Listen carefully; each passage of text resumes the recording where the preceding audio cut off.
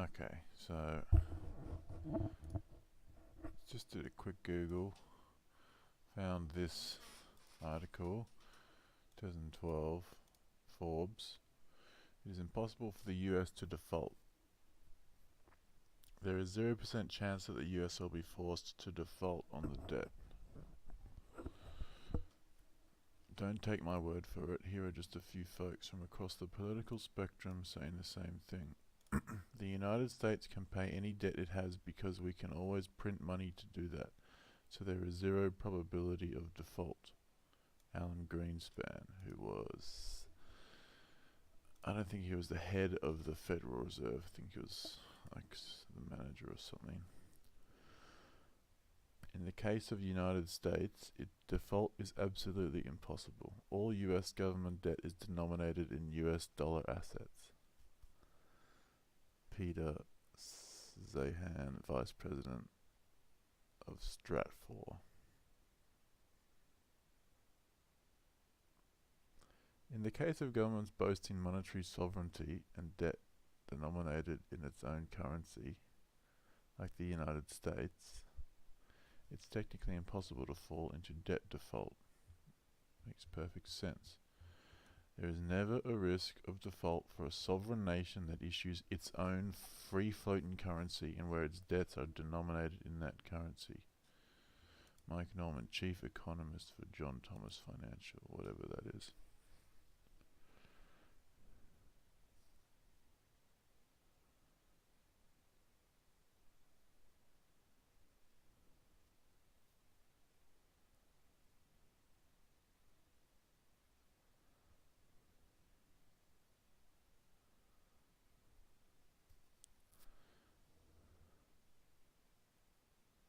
A sovereign government can always make payments as they come due by crediting bank accounts, something recognized by Chairman Ben Bernanke when he said the Fed spends by marking up the size of the reserve accounts of banks.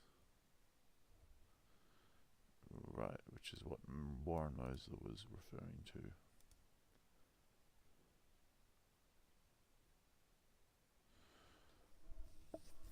So,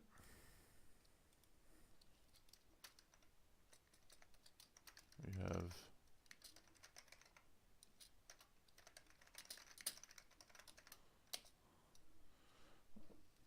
that Forbes article with people explaining it, and not just that, it's just the simple logic that,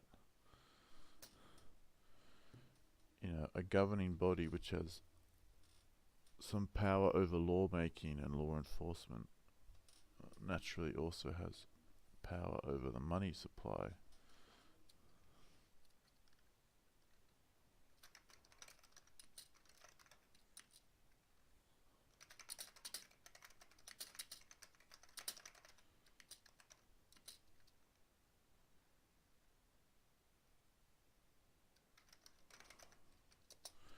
And also that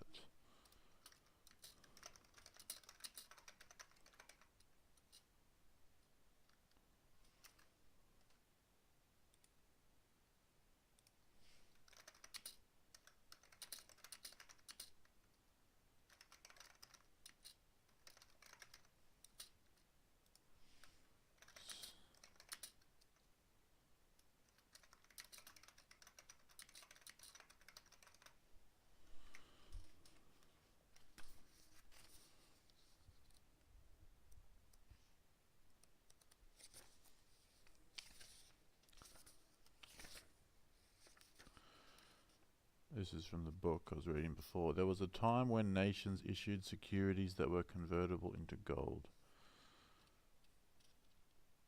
That era, however, ended for good in 1971 when President Nixon took us off the gold standard internationally, and we entered the era of floating exchange rates and non-convertible currencies.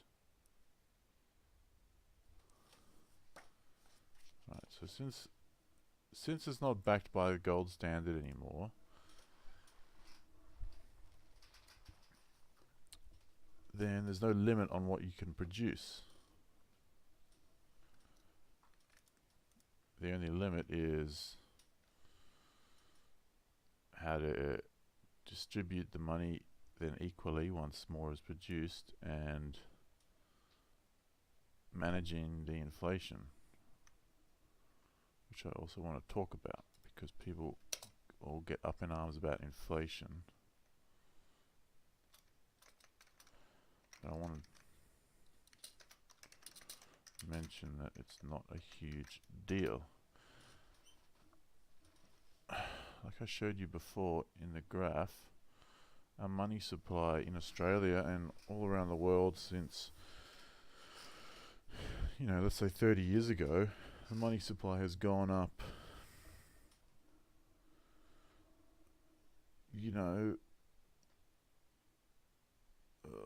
like 60 times at least. We have at least 60 times the amount of, probably more, it could be much more than that. We had 30 billion in 1980 or something, and in Australia now we have 2 trillion total money in circulation, right? That is massive inflation. So for the past 30 years we have had massive inflation, and people say it's a huge deal, and they say, well, that's why governments shouldn't spend so much, and that's why you need to balance the budget, etc. But we already have massive inflation, and also in and of itself it's not a huge deal because prices go up, but also overall money supply goes up. So you got to pay more for things because they go up in price because you have more money yourself.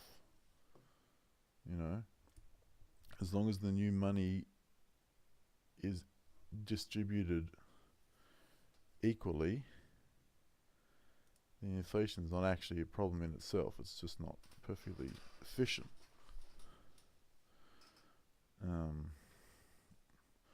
Obviously, the problem with the inflation we have had is that it's not perfectly equally distributed.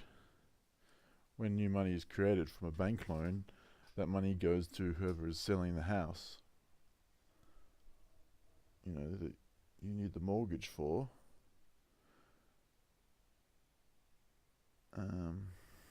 But eventually that gets worked through the system. So the inflation is not the problem. The problem is charging the interest, which none of these things really mentioned, except for the British Parliament speech. They brought it up, actually.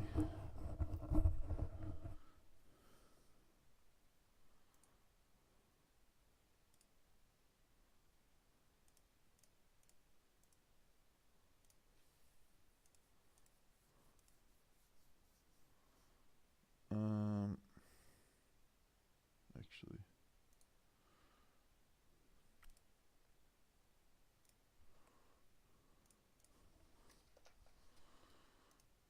let's have another rule.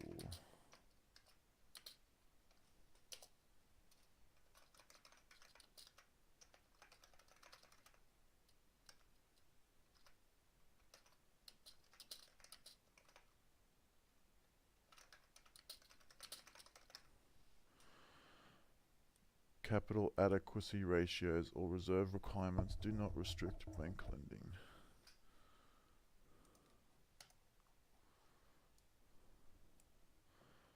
Alright, reserve requirements.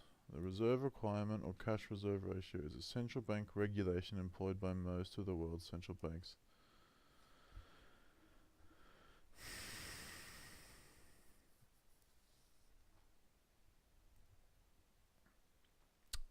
The reserve ratio is sometimes used as a tool in monetary policies.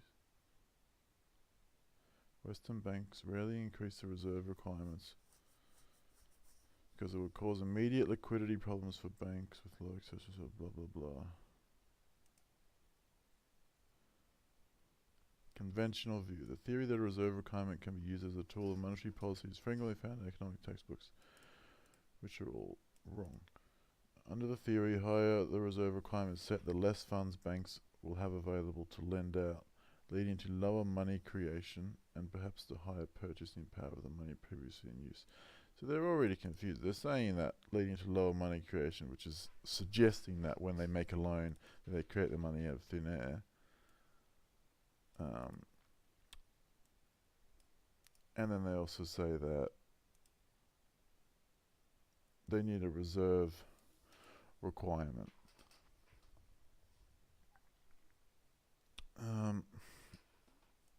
Alright, this one clarifies some things. Some economists dispute the conventional theory of the reserve requirement. The endogenous money theory is the one I've been talking about.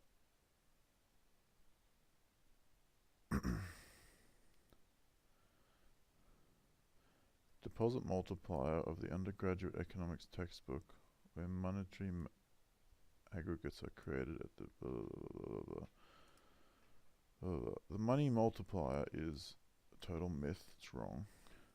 Here we go. Kumhoff assert that in most cases where banks ask for replenishment of depleted reserves, the central bank obliges. So even though these banks do create new money when they lend out, there's still a reserve requirement for a lot of these banks. But it doesn't stop them lending out, because whatever they lend out in the next 2 weeks or whatever, when the accounting gets, like audited, then they just ask the central bank for reserves. They just ask the central bank for reserves according to how much they lent out, and then the central bank obliges. So under this view, reserves therefore impose no constraints, as the deposit multiplier is simply a myth. Under this theory, private banks almost fully control the money creation process, which is true. I suppose conventional theory is that the central bank controls money supply through the reserve ratio, but because the money multiplier is a myth, and because the reserve requirement does not constrict commercial banks, then the central bank cannot really control money supply at all.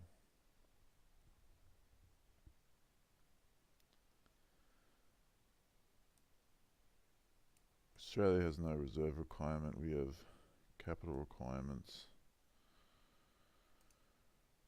And then you get into the whole overnight cash rate and how that influences, which is the interest rate we have, which is closer to the discount rate in America rather than the federal funds rate, and how that influences the commercial bank's lending rate,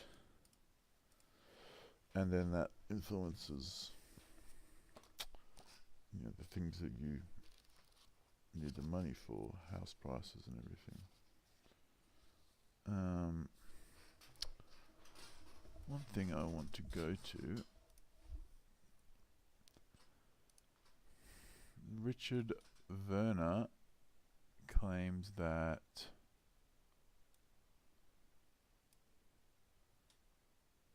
interest rates follow the economy and not the other way around. This was from YouTube sometime.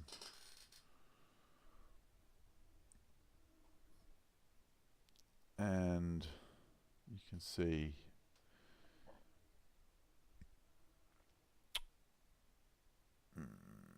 what the hell am I looking at here? Okay, interest rates and GDP. Right, so he's saying we see a drop in the GDP before a drop in the interest rate, and then you can see it on this curve here, and you can definitely see it on this downward curve. It goes down before the interest rate goes down, it goes back up before the interest rate goes back up, goes down before, and generally the interest rate follows the economy rather than the economy following the interest rate. So whatever reason that countries have for increasing, or say they have for increasing or decreasing the interest rate, I'm very suspicious of.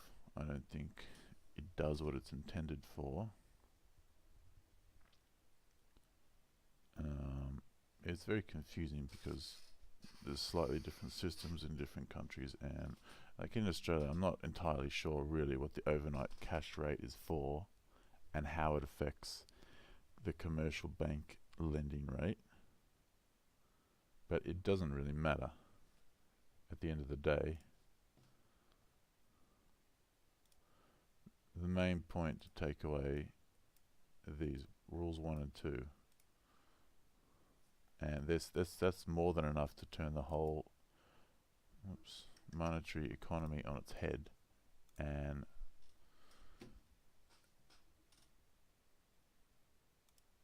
what was the evidence for this?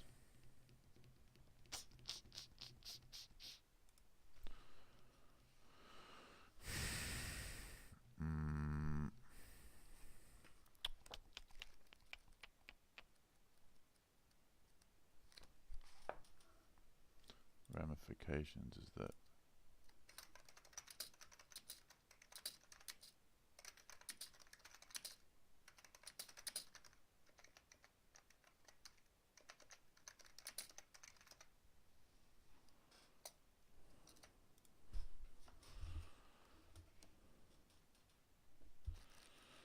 Warren Moser says that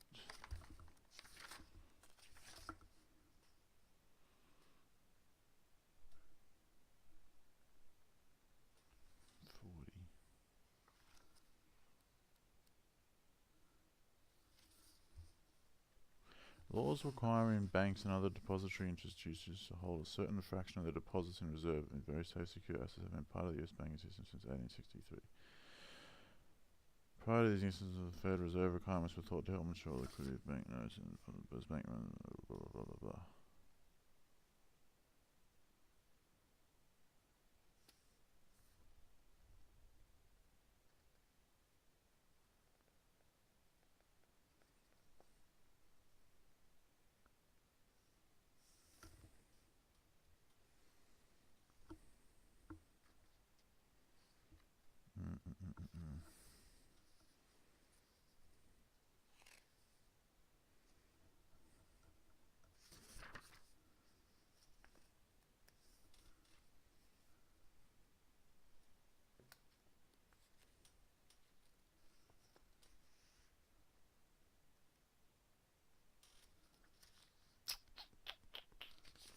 Let's go back to that.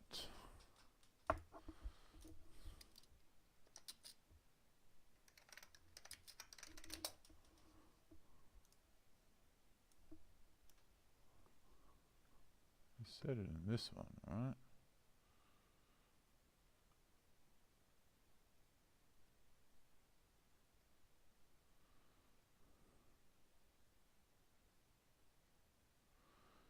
The banks have accounts with the Fed, much the same way that you have an account in a commercial bank. So, to lend to a bank, we simply use the computer to mark up the size of the account that they have with the Fed. Not really explaining it.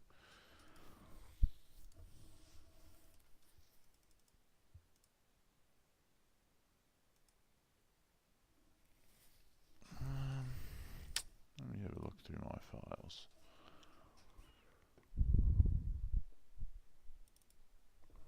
What's this shit?